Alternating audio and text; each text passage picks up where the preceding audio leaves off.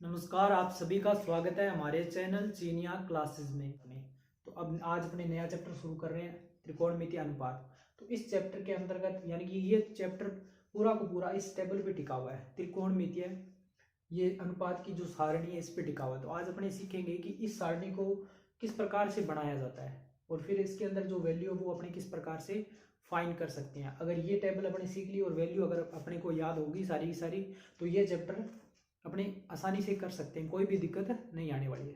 तो शुरू करते हैं आज का चैप्टर। तो आइए देखते हैं जब इसको किस प्रकार से बनाएंगे। पहले आपको कुछ नहीं करना, आपको 0 डिग्री और इस चैप्टर के अंदर आपको बस इन वैल्यू को ध्यान रखना है, क्योंकि इनके अलावा कोई वैल्यू नहीं पूछी जाएगी आपको। तो 0 डिग्री, 30 डिग्री, 45, 60 और 90 डिग्री, ठीक है ना। 0 डिग्री, 30 डिग्री, 45, 60 और 90 डिग्री। फिर दूसरा, कई बार यूं भी लिखा होता है 30 डिग्री को π/6 लिख देता है, या फिर 45 को π/4 लिख देता है, या फिर 60 डिग्री को π/3, या फिर 90 को लिख देता है π/2। तो मैं बता देता हूँ कि जो पाई है, पाई एक अपरिमेय संख्या है, और इसको अगर अपने त्रिकोणमितीय इस चैप्टर के अकॉर्डिंग बात करें तो इसका वैल्यू होता है 180 डिग्री, ठीक है ना। पाई का वैल्यू 22/7 या 3.14 इस प्रकार से आगे चलता रहता है, तो वो भी वैल्यू होता है। लेकिन ट्रिग्नोमेट्री के हिसाब से देखें तो पाई का वैल्यू कितना होता है, अपने को 180 डिग्री लेना है, ठीक है ना। तो इसके हिसाब से अगर अपन देखें तो अगर ये 180 डिग्री पाई का मान है, तो अगर अपने इसको 90 डिग्री में बनाएंगे तो 180 में 2 का भाग देंगे, इसका मतलब पाई क्या हो जाएगा, 2 हो जाएगा। इसी प्रकार 60 डिग्री अगर इसको बनाएंगे तो इसमें 3 का भाग देना पड़ेगा, इसका मतलब पाई में 3 का भाग दे दिया तो π/3 बन गया। इसी प्रकार 45 डिग्री, 45 बनाने के लिए, क्योंकि पाई का मान कितना होता है 180 डिग्री, तो 45 बनाने के लिए क्या करेंगे, 4 का भाग देंगे तभी तो 45 बनेगा। इसी प्रकार पाई का मान 180, 180 में 6 का भाग दिया तो कितना आएगा, 30 डिग्री, और 0 का तो 0 रहेगा। ये तो होगी एक बात। अब दूसरी होता है कि इस टेबल को अपने किस प्रकार से बनाना। तो आपको एक मैं इजी सा मेथड बता देता हूँ, उसको आप इस मेथड को आप 1 से 2 बार टेबल को बना के इसमें लागू करना, आप टेबल बनाना आसानी से सीख जाओगे। तो टेबल बनाने भी आनी चाहिए और पूरा का पूरा टेबल आपको याद भी होना चाहिए। तो आइए अपने शुरू करते हैं किस प्रकार से इसको बनाते हैं। तो पहले आपको कुछ नहीं करना, कुछ नंबर लिखने हैं। जैसे कि आप शुरू करोगे 0 से, तो 0 और फिर 1, फिर 2 और फिर 3 और फिर 4। 0, 1, 2, 3, 4 आपने नंबर लिख दिए। 0 डिग्री शुरू करना है, 0 शुरू करना है, और 0, 1, 2, 3, 4। फिर आपको करना क्या है, इन सब के अंदर 4 का भाग दे देना है, 4 का भाग दे देना है। तो 4 का भाग दे दो, यहाँ पे भी 4 का भाग, यहाँ पे भी 4 का भाग, और यहाँ पे भी 4 का भाग। पहले 0 से लेके 4 तक संख्या लिख दी, फिर सब में 4 का भाग देना है। फिर क्या करना है, सबका अंडर रूट करना है। ये लीजिए कर दिया, यहाँ पे भी कर दो, यहाँ पे भी कर दो, यहाँ पे कर दो, और यहाँ पे भी कर दो। अब इसको हल करेंगे। 0 के अंदर 4 का भाग दिया, कितना आएगा, 0 आएगा, और 0 का अंडर रूट करेंगे तो कितना आएगा, 0 आएगा। ये अपने साइन की वैल्यू लेके चल रहे हैं। साइन की वैल्यू अगर अपने आपके पास है तो आप पूरा टेबल बना दोगे, बस आपको एक ही वैल्यू निकालनी है। तो हमने पहले साइन 0 का वैल्यू किस प्रकार से आया, 0 के अंदर 4 का भाग दिया 0, 0 का अंडर रूट किया तो 0। अब यहाँ पे देखिए 4 का इसमें पॉइंट के अंदर जाना है, तो अपने तो पॉइंट में करने की जरूरत नहीं है। अपने इसको क्या करेंगे, 1 का अंडर रूट निकालेंगे। 1 का अंडर रूट निकालेंगे तो 1 का अंडर रूट क्या होता है, 1 होता है। और इसी प्रकार 4, क्योंकि अंडर रूट सब पे लगा हो तो सबका निकालना पड़ेगा। 4 का निकालेंगे तो 4 का अंडर रूट कितना होता है, 4 का वर्गमूल होता है 2, ठीक है ना। 2 का स्क्वायर 4 और 4 का वर्गमूल 2 होता है। इसी प्रकार से यहाँ पे देखिए कट रहा है, यहाँ पे काटेंगे तो इसका कितना आएगा, इसको काटेंगे, अगर इसको काटेंगे तो अपने आप पास आएगा 1/2। 1/2 का अंडर रूट करेंगे तो 1 का तो क्या आएगा, 1 हो जाएगा। 1 का अंडर रूट तो 12 आ जाएगा, लेकिन 2 का करेंगे तो 2 अंडर रूट से बाहर आता नहीं है। अगर निकालेंगे तो पॉइंट में वैल्यू आएगी, तो अपने को बाहर नहीं निकालना, अपने अंदर रखेंगे इसको। तो 1/, कितना आएगा, अंडर रूट 2। फिर देखिए इसका 3 का वैल्यू निकालेंगे, अंडर रूट से बाहर 3 से निकालेंगे तो पॉइंट में आएगा। अपने को पॉइंट में नहीं लेना, इसलिए अपने 3 को क्या रखेंगे, अंडर रूट के अंदर रखेंगे। इसी प्रकार भाग में कितना है 4, तो 4 को अंडर रूट से बाहर निकालेंगे तो कितना आएगा 2। यहाँ पे देखिए 4 से 4 कैंसिल, बचा कितना 1, 1 का अंडर रूट किया तो कितना आएगा 1। तो देखिए ये साइन की वैल्यू 0, 1/2, 1/√2, √3/2 और 1 बार फिर से मैं बता देता हूँ, आपको कुछ नहीं करना, बस ये वैल्यू ध्यान में रखना है, इस बात का आपको ध्यान रखना है। 0 1 2 3 4 तक लिख ली, फिर आप सबको सबके अंदर 4 का भाग दे दोगे, सबके अंदर, फिर सबका अंडर रूट कर दोगे।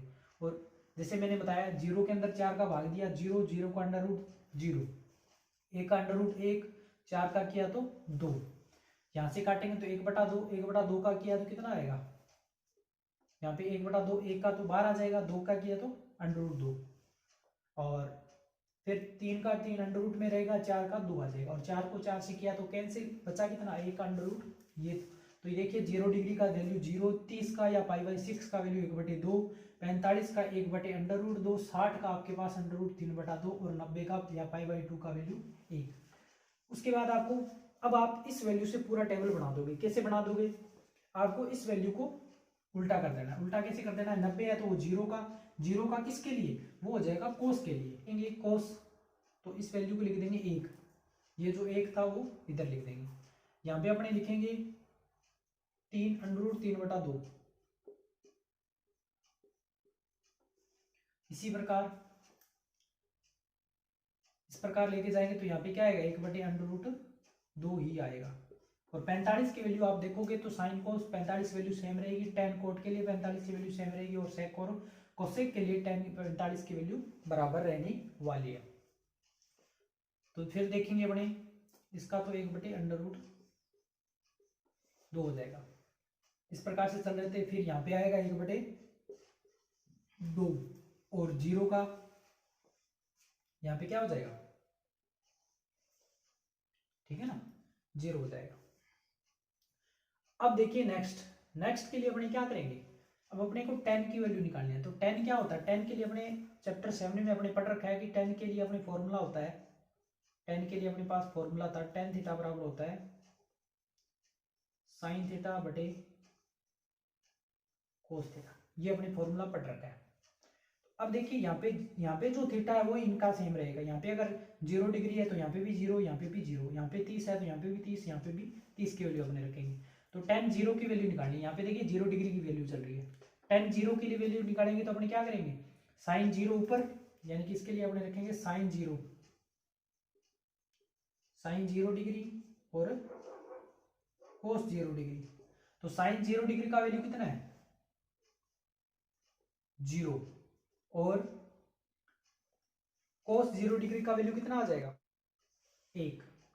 देखिए इसके अंदर भाग देंगे तो कितना आएगा, यहाँ पे 0, तो tan 0 का वैल्यू कितना आएगा, 0।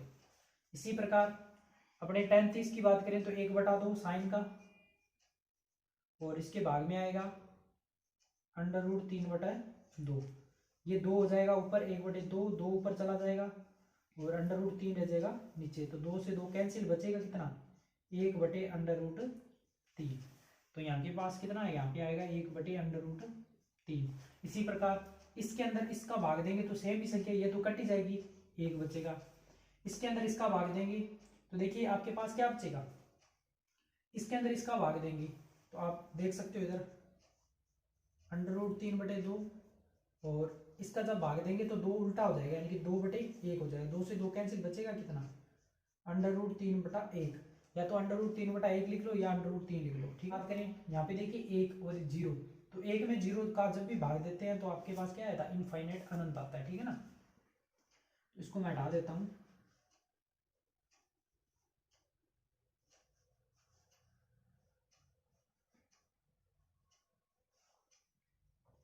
अब देखिए कोस, तो ये जो वैल्यू, इसको पूरे को जैसे अपने साइन के बाद कोस के लिए किया था उसी प्रकार कोट के लिए कर देंगे, यानी कि यहाँ पे क्या आएगा, इनफाइनिट, यहाँ पे आएगा आपके पास √3, यहाँ पे आ जाएगा 1, यहाँ पे आ जाएगा 1/√3, और फिर इसके लिए फिर बाद में आ जाएगा आपके पास 0। आप देख सकते हो 10 कोट के लिए बन गई। उसके बाद में बात करें तो अपने सेक, तो अपने पास फॉर्मूला अपने पढ़ रखा है 7 चैप्टर के अंदर, सेक बराबर अपने पास होता है 1/कोस, सेक बराबर होता है 1/कोस। तो सेक की जो वैल्यू, इसका मतलब ये हुआ कि सेक की जो वैल्यू उसको उल्टा कर देंगे, सॉरी कोस की वैल्यू, या फिर इसको अपने यूं भी लिख सकते हैं, कोस थीटा बराबर 1/sec थीटा। तो कोस की जो वैल्यू है उसको उल्टा कर देंगे, है ना। उल्टे का मतलब उसको उल्टा एक में भाग दे देंगे उसका। तो जैसे ए का उल्टा किया, ए का उल्टा क्या होता है, एक ही होता है। उसके बाद में इसका किया तो इसका 2/√3 हो जाएगा। इसका किया तो इसका हो जाएगा √2 हो जाएगा। इसी प्रकार से इसका किया तो 2 हो जाएगा। और इसका करेंगे तो 0 का उल्टा क्या होगा, यानी कि 1 के अंदर 0 का भाग, ठीक है ना। तो ये आपके पास हो जाएगा इनफाइनाइट। ये अपने पास सेक की वैल्यू आ गई। अब अपने क्या निकालेंगे, कोसेक। तो कोसेक का क्या कर देंगे, इनफाइनाइट। जैसे अपने कोस के लिए किया था, कोट के लिए किया था, उसी प्रकार कोसेक के लिए करते हैं। तो यहाँ पे अपने लिख सकते हैं, इसको 2 लिख सकते हैं, इसको √2 लिख सकते हैं, फिर इसको लिख सकते हैं 2/√3 और इसको लिख देंगे 1। तो ये देखिए आपकी टेबल पूरी बन गई। एक बार फिर से मैं बता देता हूँ, आपको साइन की वैल्यू फाइंड करनी है। साइन की वैल्यू मिल गई तो आप पूरा टेबल बना दोगे। ये साइन की वैल्यू किस प्रकार से फाइंड करनी है वो मैंने बता दिया। फिर मैं आगे बता देता हूँ, इस वैल्यू को आप इस प्रकार से कर दोगे, जो यहाँ पे उसको इधर लिख दोगे, यहाँ पे उसको यहाँ पे सेम, फिर ऐसे इस प्रकार से, ठीक है ना। तो एक को जो 90 की थी वो कोस के लिए 0 की, जो 60 के लिए थी वो कोस के लिए 30 के लिए होगी, जो 45 की साइन कोस के लिए सेम, टेन कोट के लिए सेम और सेक और कोसेक के लिए सेम रहेगी। तो आपके पास साइन और कोस हो गया। फिर अपने बात करें टेन। तो टेन के लिए मैंने आपको फॉर्मूला बताया, फॉर्मूले से अपने करेंगे, यानी कि टेन बराबर होता है साइन बटे कोस, यानी कि साइन की वैल्यू के अंदर कोस की वैल्यू का भाग दे देंगे। यानी कि 0 में अपने 1 का भाग दिया तो क्या आएगा, 0 के अंदर 1 का भाग 0, 1/2 के अंदर 3/2 का भाग दिया तो 2 से 2 कैंसिल, ठीक है ना। 1 बटे क्या आएगा, 3 आ जाएगा। फिर अपने 1/2 में 1/2 का भाग दिया, कितना आएगा 1। √3/2 में 1/2 का भाग दिया तो 2 से 2 कैंसिल, ऊपर क्या था √3। तो आपके पास √3 और 1 के अंदर 0 का भाग दिया, इनफाइनाइट, यानी कि इसको अनंत बोलते हैं, ठीक है ना, इंग्लिश में इनफाइनाइट बोलते हैं। अब इस प्रकार से लिख दो इसको, यानी कि जो 90 की थी वो कोस के लिए, कोट के लिए 0 डिग्री, ये √3 इधर a का सेम, 1/√3, 0 का 0। फिर बात आती है सेक की। तो सेक होता है आपका कोस का उल्टा, यानी कि कोस बराबर होता है 1/sec थीटा। तो 1 का उल्टा 1, √3 का 2/√3, 1/√2 का, यानी कि ऊपर चला जाएगा, उल्टा हो जाएगा इसका, तो √2। इसका 1/2 का 2/1, यानी कि 2 भी लिख सकते हैं इसको। और 0 का उल्टा करेंगे तो क्या आएगा, इनफाइनाइट, अनंत। यहाँ पे फिर अनंत हो जाएगा, इस प्रकार से लिखेंगे। फिर यहाँ पे 2 हो जाएगा, यहाँ पे √2, यहाँ पे 2/√3, यहाँ पे आ जाएगा आपका 1 का 1। इस प्रकार से अपने इस चैप्टर के लिए ये जो महत्वपूर्ण सारणी है आपको बनानी आनी चाहिए। अगर सारणी बनाना सीख गए तो फिर आप कभी भी इसको बना सकते हो। और वैल्यू भी आपको पूरा याद रखना है। इस वैल्यू, ये जितनी भी वैल्यू, ठीक है ना, साइन, कोस, टेन, सेक, कोट और सेक, जितनी ये जो 6 त्रिकोणमितीय अनुपात है, इन सब की वैल्यू आपको याद होनी चाहिए। याद होगी तभी आपका चैप्टर पूरा आप आसानी से इसको कर पाओगे, ठीक है ना, क्योंकि हर टाइम आप टेबल को बनाओगे नहीं, ये वैल्यू आपको याद रखनी पड़ेगी। तो उम्मीद करता हूँ ये जो टेबल मैंने आपको सिखाई है बनानी, आपको समझ आई होगी। आप कम से कम 2 से 3 बार इसकी प्रैक्टिस करोगे, और अगर आप प्रैक्टिस करते हो तो आप आसानी से इसको सीख जाओगे। अगर फिर भी कोई दिक्कत आती है तो आप हमें बता सकते हो। tan square 60 degree plus 3 cos square 30 degree. तो जिस प्रकार से क्वेश्चन है उसी प्रकार से हमने वैल्यू पुट कर देते हैं। यहाँ पे देखिए साइन 60, आपको स्क्वायर नहीं देखना, आपको यहाँ पे एंगल देखना है, कितने डिग्री का मान बात कर रहा है। यहाँ पे 60 डिग्री की बात कर रहा है, तो tan 60 का वैल्यू आप टेबल से देखोगे, 1-2 बार जब क्वेश्चन शुरू में कर रहे हो तो आप देख लोगे, कोई दिक्कत नहीं है। उसके बाद में आपको याद करनी है, जब भी क्वेश्चन आए झट से आप वैल्यू पुट करो, उसको हल कर लो, ठीक है ना। तो देखो tan 60 का वैल्यू होता है √3, tan 60 का होता है √3, ऊपर स्क्वायर लगा दो, स्क्वायर कर दो। फिर देखेंगे इधर 3, और cos 30 का वैल्यू होता है √3/2, इधर भी स्क्वायर है तो स्क्वायर कर दो। अब अपने इसको हल करेंगे, √3 का स्क्वायर। तो देखिए √3 का स्क्वायर जब भी करोगे तो आपको किसी भी संख्या पे अंडर रूट लगाए और आप उसका स्क्वायर कर रहे हो, इस बात का ध्यान रखना है। तो स्क्वायर से अंडर रूट कैंसिल हो जाता है और जो अंदर लिखी हुई संख्या है वो बाहर आ जाती है। ये सिर्फ इस कंडीशन के लिए, कौन सी, जब स्क्वायर हो और अंडर रूट लगाओ तभी संख्या बाहर आती है। अदरवाइज सीधा स्क्वायर हो तो संख्या का, जैसे 2 है तो उसका स्क्वायर 4 हो जाएगा, लेकिन अंडर रूट है 2 है तो वो सिर्फ बाहर आएगा। 3 गुणा, देखिए यहाँ पे अंडर रूट 3 का स्क्वायर भी है और 2 का भी पूरे पे है, इसका मतलब अंडर रूट 3 का स्क्वायर करेंगे तो कितना आएगा 3, और 2 का स्क्वायर करेंगे तो क्या आएगा, 2 पे अंडर रूट तो नहीं है तो 2 का स्क्वायर कितना हो गया 4। अब देखिए इसको हल करेंगे, इसको मैं 3/1 लिख लेता हूँ। तो 3/1 प्लस, अब देखिए 3 का 3 से गुणा करेंगे तो 3 3 कितना होएगा 9/4। दोनों का मैं एलसीएम लेता हूँ, 1 और 4 का एलसीएम 4 ये आएगा।